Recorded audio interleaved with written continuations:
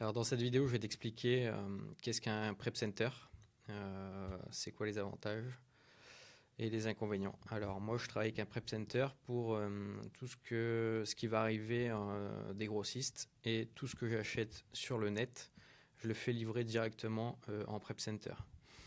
Alors, à quoi ça sert? Ben, d'une, tu gagnes du temps, puisque eux, en fait, tu commandes sur n'importe quel site, tu fais livrer chez eux.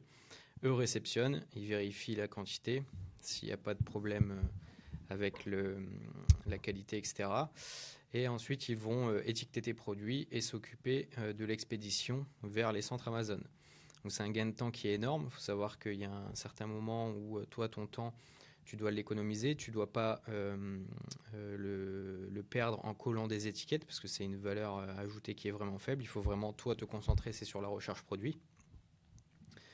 Donc, en tout cas, moi, je conseille de passer par un prep. Ça permet aussi pour ceux qui n'ont pas la place, etc., de ne pas envahir le salon et la maison. C'est parfois compliqué. Ça t'évite aussi d'acheter les cartons, etc. Donc, c'est pour moi une très très bonne solution et ça te fait un gain de temps énorme. Le deuxième avantage, c'est que parfois, quand tu vas sourcer des produits sur des sites européens, arrivé au panier, tu vas te rendre compte qu'ils ne livrent pas en France. C'est pas possible de faire livrer en France.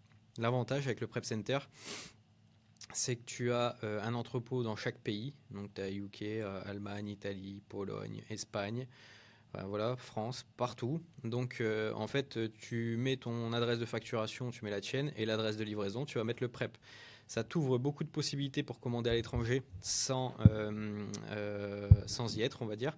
Donc c'est vraiment un gros avantage, ça permet de se démarquer. Les frais, en fait, ça dépend de la taille du produit et s'il faut le mettre en sachet, en papier bulle, etc.